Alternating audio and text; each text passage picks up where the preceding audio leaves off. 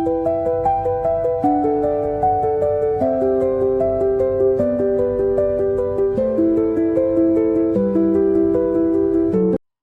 Dear students, welcome back your channel success institute.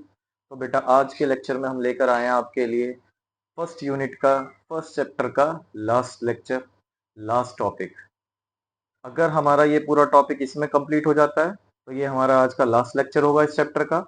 और in case अगर हमारा ये टॉपिक इस लेक्चर में कंप्लीट नहीं हो पाता है तो हम कह सकते हैं ये हमारा सेकंड लेक्चर हो, सेकंड लास्ट लेक्चर होगा। ठीक है बेटा, तो मैं एक बार रिकॉल कर देता हूँ। हम लोग पढ़ रहे थे फिजिक्स में फर्स्ट यूनिट इलेक्ट्रोस्टैटिक, जब हम चार्ज की स्टडी कर रहे थे रेस्ट स्टेट में, जहां हमारा चैप्टर स्टार्ट होता है electric charge and field.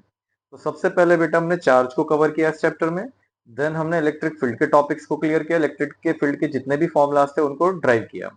And last is, इससे पहले जो हमने टॉपिक क्लियर करा है वो आप जानते हैं, हमने गॉस लॉ और गॉस लॉ की एप्लीकेशन।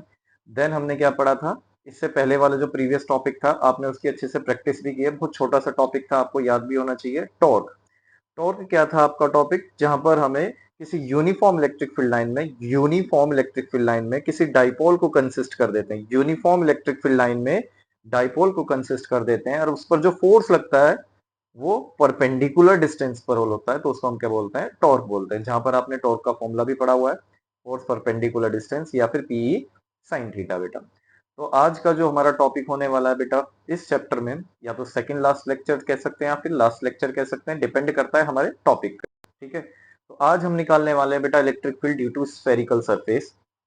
स्फेरिकल सरफेस आप जानते हैं, हम लोग होलो स्फेयर को लेकर स्टडी करेंगे, एक बार सॉलिड स्फेयर को लेकर स्टडी करेंगे। होलो स्फेयर की कंडीशन लेंगे कंडक्टिंग नॉन कंडक्टिंग, और सॉलिड स्फेयर की भी कंडीशन लेंगे कंडक्टिंग नॉन कंडक्टिंग। फिर इन कंडीशन को लेते हुए, इनकी ऑब्जर्वेशन को ऑब्जर्व करते हुए हम लोग इलेक्ट्रिक फील्ड फाइंड करेंगे। इज दैट क्लियर बेटा? तो बेटा स्टार्ट करते हैं। आज का जो टॉपिक है हमारा स्फेयर। मैं आपको थोड़ा सा ग्राफिकली एक्सप्लेन कर रहा हूं कि हम लोग जो पढ़ने वाले हैं स्फेयर पढ़ने वाले हैं बेटा। स्फेयर आप जानते हैं जो हमारा सर्कुलर फॉर्म 3D स्पेस में होता है, 3D डायमेंशन में होता है, 3D डायमेंशन को डिफाइन कर देता है। स्फेयर में आप स्टडी करेंगे एक होलो स्फेयर और एक सॉलिड स्फेयर। होलो स्फेयर जिसमें वैक्यूम होगी इनसाइड, और सॉलिड स्फेयर इसमें जिसमें इनसाइड और आउटसाइड सरफेस पूरी तरह से सॉलिड होगा। होलो स्फेयर में भी आप स्टडी करेंगे बेटा conducting hollow sphere, and next is non conducting hollow sphere. Is that clear? Same हम सॉलिड स्फेयर में भी स्टडी करेंगे conducting solid sphere and non conducting solid sphere. Is that clear? फिर उसके बाद बेटा हम जो कंडीशन निकालेंगे होलो स्फीयर के, एक इलेक्ट्रिक फील्ड निकालेंगे आउटसाइड, एक निकालेंगे इनसाइड। इट मींस इन दोनों में भी हम दो केस लेंगे, एक आउटसाइड ऑफ द स्फीयर और एक inside of sphere. Same in दोनों में भी हम केस लेंगे, या फिर हम कह सकते हैं हम लोग जो ड्राइव करने वाले हैं ये तीनों कंडीशन एक साथ ड्राइव करेंगे। मींस दैट कि होलो स्फीयर का कंडक्टिंग नॉन कंडक्टिंग और सॉलिड स्फीयर के कंडक्टिंग में जो आउटसाइड का फॉर्मूला आएगा और इनसाइड का फॉर्मूला आएगा इलेक्ट्रिक फील्ड को लेकर वो सेम होगा। और नॉन कंडक्टिंग की भी हम दो कंडीशन लेंगे। Non conducting means solid sphere में नॉन कंडक्टिंग, एक आउटसाइड नॉन कंडक्टिंग में और एक इनसाइड। इन सब के केसेस को लेते हुए हम लोग इलेक्ट्रिक फील्ड फाइंड करेंगे। अगेन रिपीट, आप स्फेरिकल सरफेस पर इलेक्ट्रिक फील्ड फाइंड करेंगे, जिसमें एक स्फीयर आप होलो स्फीयर लेंगे, दूसरा सॉलिड स्फीयर लेंगे। होलो स्फीयर में कंडक्टिंग और नॉन कंडक्टिंग की कंडीशन में हम इलेक्ट्रिक फील्ड निकालेंगे, एक सॉलिड स्फीयर में कंडक्टिंग और नॉन कंडक्टिंग की कंडीशन में निकालेंगे।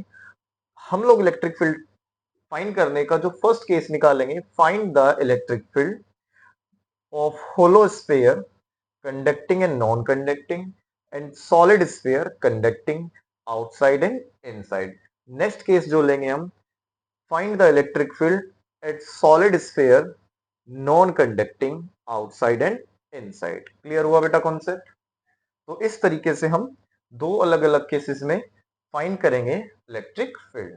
ये टॉपिक आपको क्लियर हुआ बेटा? हम जो स्फीयर को जिस फॉर्मेशन में निकालने वाले हैं, एक बार आप नोट कीजिए, फिर हम इसकी स्टेटमेंट लिख करके ड्राइव करते हैं फॉर्मूला, देखेंगे।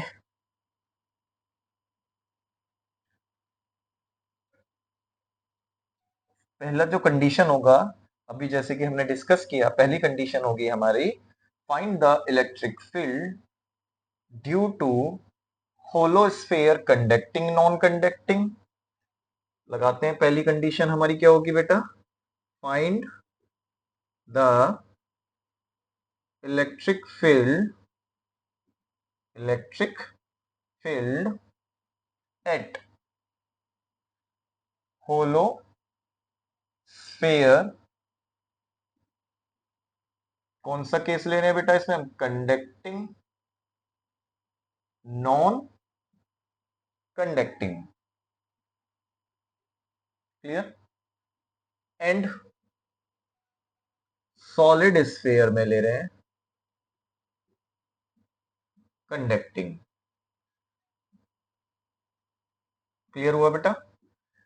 कंडक्टिंग एट डिस्टेंस आर, या फिर कह सकते हैं due to distance r from the centre, due to distance r from the centre. Clear concept? Again repeat, हम लोग जो फाइंड कर रहे हैं, इलेक्ट्रिक फील्ड फाइंड कर रहे हैं, पहले होलो स्फीयर की और सॉलिड स्फीयर की कंडीशन ले रहे हैं। होलो स्फीयर में कंडक्टिंग नॉन कंडक्टिंग दोनों ले रहे हैं, और सॉलिड स्फीयर में सिर्फ कंडक्टिंग ले रहे हैं। तो मीन्स इनका आउटसाइड का और इनसाइड का फॉर्मूला सेम आएगा। तो केस फर्स्ट होगा बेटा, outside of sphere. Clear? Outside of sphere. तो एक स्फीयर ड्रॉ कर लेते हैं इसमें बेटा। एक स्फीयर है आपका, जिसका सेंटर पॉइंट हमने क्या लेट कर लिया है? आर।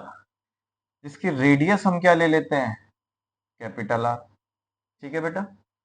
फिर इस पूरे स्फीयर के सरकमफ्रेंस पे एक छोटा स्मॉल अमाउंट ऑफ चार्ज क्या लेट कर लिया? डी क्यू, जो कि इसके ईच एंड एवरी पॉइंट पर क्या कंसिस्ट करता है? D Q charge. आप कहीं पर भी अगर इसमें इलेक्ट्रिक फील्ड निकालेंगे तो उसके लिए हमें स्मॉल अमाउंट का इलेक्ट्रिक फील्ड निकालना होता है, जिस पर हम लेट क्या कर लेते हैं? D Q charge. मीन्स इस पूरे स्फीयर के सरकमफ्रेंस पर छोटा जो चार्ज है, स्मॉल अमाउंट ऑफ जो चार्ज है, each and every element will be d q. And then we have to let the outside condition है, लेट द आर डिस्टेंस, जिस पर हम क्या फाइंड कर रहे हैं? Electric field. इसको क्या लेट कर लिया हमने? पी, जिसका ओरिजिन से सेंटर मींस रेडियस के स्फीयर के सेंटर से डिस्टेंस कितना लेट कर लिया हमने? आर। क्लियर हुआ कॉन्सेप्ट? एक स्फीयर ड्रॉ किया हमने, एक स्फीयर ड्रॉ किया हमने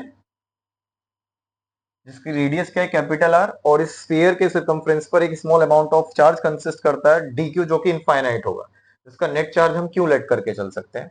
और सेंटर से हम आउटसाइड का केस ले रहे हैं, तो आप आउटसाइड पी पॉइंट लेट करेंगे। अगर आप इसमें इनसाइड का केस लेते हैं तो ये पी पॉइंट आपका इनसाइड ऑफ द स्फीयर हो जाएगा। Is that clear? तो हम इसमें क्या लिखेंगे? लेट द, उससे पहले हम इसको गॉसियन सरफेस ड्रॉ कर लेते हैं, क्योंकि यहां पर हम गॉसियन सरफेस के थ्रू इलेक्ट्रिक फील्ड फाइंड करेंगे। तो हमने लेट किया बेटा कि इसके सराउंड में एक गॉसियन सरफेस बन गया बेटा। ये गॉसियन सरफेस आते ही आप समझते हैं कि गॉसियन सरफेस फ्लक्स को डिफाइन करता है, means that phi E is equals to q by epsilon naught in presence of flux, जो गॉसियन सरफेस होगा आपका। क्लियर हुआ बेटा? अब हम इसमें लिखेंगे, लेट करेंगे आप, लेट द स्टेटमेंट आप अपने अकॉर्डिंग जो भी ऑब्जर्वेशन हो उसके अकॉर्डिंग लिखेंगे। Let the radius of sphere is equals to capital R, and distance between O P is small r. तो बेटा आप कह सकते हैं वी ऑब्जर्व, या फिर इसमें आप यहीं पर लिख सकते हैं कि r is more greater than to capital R, small r is more greater than to capital R, कि आपका जो आउटसाइड वाला डिस्टेंस आर है वो आपके स्फीयर के रेडियस से बड़ा हो गया, कैपिटल। क्लियर हुआ इतना? तो बेटा अब इसमें हम अपनी इलेक्ट्रिक फील्ड वाली कंडीशन अगर यूज करें तो आपको उसका फॉर्मूला भी पता है, according to electric flux. According to electric flux आपने फॉर्मूला पढ़ा था इसी चैप्टर में कि phi E is equals to close integral E d A, angle को लेते हुए कॉस थीटा, क्योंकि हम यहाँ पर एंगल यूज करेंगे। ये जो हमारी डायरेक्शन है बेटा, यहाँ पर जो एंगल बन रहा है वो कौन सी डायरेक्शन को शो कर रहा है? कॉस थीटा को रिप्रेजेंट कर रहा है according to direction. Vertical and horizontal आप जानते हैं, अगर हमारी ऊपर की डायरेक्शन होती है तो उसमें हम साइन थीटा लेते हैं और इस डायरेक्शन में हम कॉस थीटा लेते हैं according to vertical horizontal direction. अब बेटा आप यहाँ पर जानते हैं कि इस किसी भी एक पॉइंट पर अगर आप लेट करते हैं, एंगल कितने डिग्री का बन रहा है आपका? 0 डिग्री का बन रहा है। तो इट मीन्स कि ई डी ए कॉस 0 डिग्री। और आप ये भी जानते हैं बेटा कि कॉस 0 डिग्री की वैल्यू कितनी होती है? 1 होती है। तो ये आपका जो बचता है ई डी ए आ जाता है फ्लक्स। अब ई कांस्टेंट है तो बेटा ये ई कहाँ जाएगा? आपका बाहर आ जाएगा। क्लोज इंटीग्रल से अंदर क्या बचेगा? आपका डी ए बचेगा। अब आप ये भी जानते हैं कि integration of D x is x, formula होता है कैलकुलस मेथड से। तो हमारा जो डी ए का इंटीग्रेशन आएगा वो क्या जाएगा बेटा? ई ए, मतलब फ्लक्स कितना निकल के आ गया? ई ए निकल के आ गया। कोई डाउट यहाँ पे? तो आप पूछ सकते हैं। क्लियर है कॉन्सेप्ट? या फिर आप इसमें ये भी लिख सकते हैं कि यहाँ पर जो हमारा एरिया है, एरिया का फॉर्मूला भी यूज कर सकते हैं। स्फीयर का एरिया ऑफ स्फीयर कितना आएगा हमारा? 4 pi r square, area of sphere. तो इट मीन्स कि phi E is equals to E into 4 pi r square. Integration is d A का इंटीग्रेशन ए हो गया, and area of area means कह सकते हैं कि यहाँ पर सरफेस एरिया आ रहा है, surface area of sphere. 10th class में आपने चैप्टर पढ़ा था सरफेस एरिया वॉल्यूम, जहां पर हमें ये टॉपिक पढ़ाया गया था। तो सरकमफ्रेंस जो आ जाएगा स्फीयर का सरफेस एरिया के अकॉर्डिंग, वो क्या आएगा हमारा? 4 पाई r स्क्वायर। ये क्या है हमारा? Surface area. ए क्या? Surface area of sphere. तो बेटा इसे आप लेट करेंगे इक्वेशन 1, या फिर हम कह सकते हैं इसे लेट करेंगे इक्वेशन 1 और इसे लेट करेंगे इक्वेशन 2। अगर आप दोनों को कंपेयर करते हैं, कंपेयर इक्वेशन फर्स्ट एंड 2, तो दिस विल बी कैंसिल। हमारे पास रेस्ट क्या बचता है? E 4 pi r square. R आप जानते हैं distance between O and P, and इधर क्या बचता है आपका? Q by epsilon naught. तो फाइनली आपका रिजल्ट आता है क्यू बाई एप्सिलॉन नॉट, तो यहाँ से है ही आपका इनटू में 4 pi r square. Is that clear? तो इसे हम किस फॉर्म में लिख सकते हैं? आप चाहें तो E is equals to 1/4 pi epsilon naught को इसके साथ लिखेंगे, इनटू में Q अपॉन में r स्क्वायर। मतलब आपको जो लर्न करना है इलेक्ट्रिक फील्ड का formula outside of the sphere में 1/4 pi epsilon naught Q by r square, where यहाँ जो आपका Q होगा बेटा ये नेट चार्ज होगा स्फीयर का, एंड R आपको बताया गया है distance between O and P, right. तो हमारा जो आउटसाइड का इलेक्ट्रिक फील्ड का फॉर्मूला यूज होगा 1/4 pi epsilon naught Q by r square. और 1/4 पाई एप्सिलॉन नॉट की वैल्यू जानते हैं आप इसमें 9 × 10⁹ क्लियर हुआ बेटा टॉपिक अच्छे से आपको? तो ये जो ड्राइव किया आपने इलेक्ट्रिक फील्ड फाइंड करा है किस किस कंडीशन में? होलो स्फीयर के कंडक्टिंग नॉन कंडक्टिंग में, और सॉलिड स्फीयर के कंडक्टिंग केस में। तीनों केस में आपका आउटसाइड ऑफ द स्फीयर का फॉर्मूला सेम आपको यूज करना है। जनरली ये कंडीशन इससे रिलेटेड जितने भी क्वेश्चन अराइज होते हैं बेटा वो सब नीट और जेई में पूछे जाते हैं। बोर्ड में बहुत रेयरली होता है कि सीबीएसई बोर्ड इससे रिलेटेड पूछ लेता है, बट यूपी बोर्ड में जनरली अभी तक इसका अभी कोई क्वेश्चन नहीं पूछा गया है। बट फिर भी आपको if you have to attempt any exam of entrance, you will be practice of this derivation. Clear हुआ बेटा ये टॉपिक? तो हम रफ करते हैं। अब नेक्स्ट बहुत इजी सा है, इनसाइड करेंगे, आप नोट करें इसको।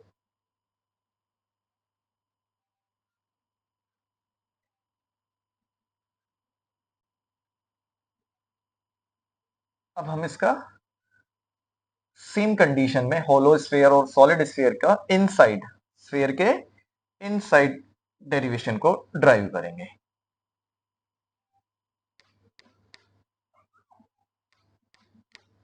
आपको इजी लग रहा होगा जिस तरीके से एक्सप्लेन किया जा रहा है, आप इसे नोट करें और उसके बाद इसकी प्रैक्टिस करें।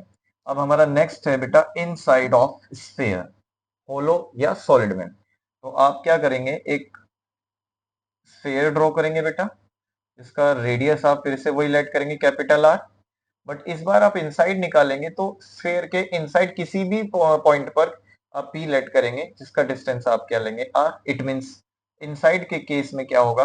आपका कैपिटल आर ग्रेटर हो रहा है किससे, स्मॉल आर से, मीन्स स्फीयर की रेडियस ज्यादा हो जा रही है किससे, जो आपका ओपी डिस्टेंस है। यहां पर भी आप क्या लिखेंगे, let the radius of sphere is equals to capital R, distance between OP कितना होगा बेटा आपका, स्मॉल आर। अब इसमें थोड़ा सा आपको ऑब्जर्व करना है कि यहां पर भी चार्ज कहां है बेटा, आपके सरकमफ्रेंस पर है। आपका ये होलो हो गया, ठीक है बेटा। अब अगर मैं होलो को लेकर के स्टडी करता हूं, पहले केस में आप होलो को लेकर समझेंगे सिर्फ, ठीक है बेटा, फिर हम सॉलिड को क्लियर करेंगे। दोनों के ऑब्जर्वेशन अलग अलग। पहले होलो को लेके अगर ऑब्जर्व करते हैं तो होलो स्फीयर में the inside of the sphere will be empty, it means it will B presence of vacuum. इस होलो स्फीयर के अंदर क्या है, वैक्यूम है, एयर है, जो हमारा मीडियम है वो एयर डिफाइन कर रहा है। अब जब अंदर एयर है, it will be no source of electric field, no source of law of charge, no source of consist of charge. It means कि यहां पर आपका चार्ज क्या होता है इनसाइड, जीरो। और जिसके इनसाइड में वैक्यूम होने के वजह से चार्ज जीरो हो जा रहा है, तो वहां पर इलेक्ट्रिक फील्ड भी क्या हो जाएगा, zero. We observe in hollow sphere inside there is no charge, so electric field is zero. Is that clear? It means आप यहां पे क्या लिखेंगे, ई नेट क्या होगा इनसाइड ऑफ से होलो स्फीयर इज जीरो। ये होलो की कंडीशन क्लियर हो गई। अब बहुत से स्टूडेंट्स कहते हैं कि सर जब हम होलो क्लियर कर रहे हैं तो इसमें सॉलिड आ जाएगा, सॉलिड तो पूरा हम 3D में होगा, मींस इसके इनसाइड में भी पार्टिकल ऑफ सॉलिड्स होंगे हमारे सेम मटेरियल की। तो उस केस में क्या ऑब्जर्व किया गया है कि अगर होलो एम्प्टी है इनसाइड, ठीक है, बट सॉलिड एम्प्टी नहीं है, मतलब सोर्स है। बट होता क्या है कि फॉर एग्जाम्पल अगर हम होलो में सॉलिड में स्टडी करते हैं और यहां पर चार्ज है भी सॉलिड में, तो वो चार्ज क्या करता है, after some time reached on the circumference, कि धीरे धीरे अगर यहाँ जो चार्ज होगा वो कहां पर जाकर स्टे करेगा, सरकमफ्रेंस पर। Means in solid sphere the whole charge of the whole charge of the whole charge in volume of solid sphere या in solid sphere reached